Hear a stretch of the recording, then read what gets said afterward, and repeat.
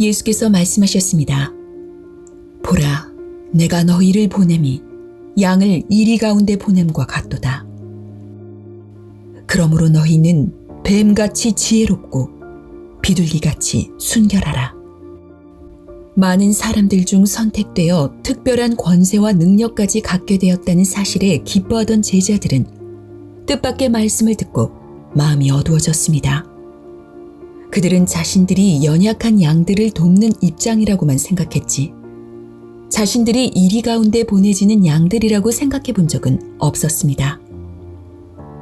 그러나 주님의 말씀에 따르면 그들은 주님의 이름을 인하여 모든 사람으로부터 미움을 받게 될 것이고 심지어 죽음으로 내몰리게 될 수도 있었습니다.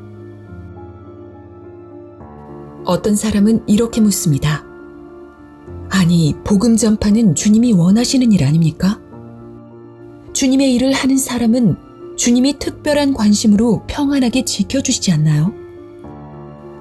주님의 일을 하는데 꼭 그렇게 고생을 해야 하나요? 우리가 분명히 알아야 할 것이 있습니다.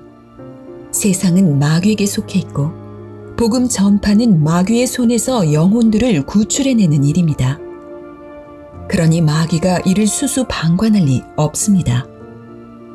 마귀는 수단과 방법을 가리지 않고 주님의 일을 방해하되 무엇보다 사람들을 통해 주님의 일꾼들을 핍박할 것입니다. 주님이 제자들에게 사람들을 삼가라 당부하신 이유가 여기에 있습니다. 그리스도인들이 평화로운 환경에서 신앙생활하는 경우도 있지만 이는 일시적인 상황일 뿐입니다. 주님의 일을 망치려 하는 마귀는 평화로워 보이는 순간에도 여전히 일하고 있고 기회가 되면 다시 노골적으로 본색을 드러낼 것입니다. 그리스도인들에 대한 마귀의 핍박은 전방위적입니다. 그중 종교적 핍박은 기본입니다. 과거의 유대인들이 그리스도인들을 대대적으로 핍박했듯 앞으로도 종교적 핍박은 점점 심해져서 장차 세계적 차원에서 진행될 것입니다. 세속 정부들에 의한 탄압도 더욱 거세질 것인데 나중에는 그것이 종교적 핍박과 맞물려 그리스도인들을 더욱 압박할 것입니다. 가족들에 의한 핍박도 단지 잔소리를 하는 수준에 머물지 않고 가족이 가족을 죽는 데 내어주는 지경에 이를 것입니다.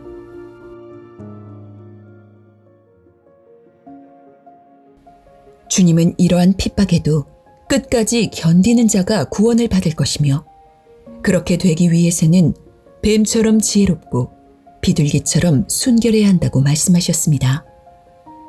지혜롭기만 하고 정직하지 않으면 복음의 정통성이 왜곡될 수밖에 없고 순박하기만 하고 상황 판단과 대처가 미흡하면 주님의 일이 이루어지기 어렵습니다. 주님이 이 동네에서 핍박하거든 저 동네로 피하라 하고 말씀하신 것처럼 일부러 핍박과 분란 속으로 뛰어들 필요는 없습니다. 그러나 핍박이 닥칠 때 두려워하지 말고 그것이 우리를 더욱 순전하게 하고 구원을 확실하게 하는 기회임을 알고 담대하게 맞이해야 합니다. 교회에서 조금만 어려운 일이 있어도 이를 피하려 하는 태도로는 핍박을 감당하기 어렵습니다. 나아가 교회에서 자신의 욕심을 채우려 하는 태도는 교회에게 일종의 핍박이 될 수도 있습니다. 교회는 하나님께서 세상을 향해 당연히 쏟아내셔야 할 진노를 참는 방법입니다. 그가 참으시는 만큼 이 세상의 끝날에 그가 쏟아내실 진노의 분량과 강도는 더욱 커질 것입니다. 반면에 하나님의 은혜에 반응한 자들에게 있어서 교회는 더욱 풍성한 축복을 받는 기회입니다.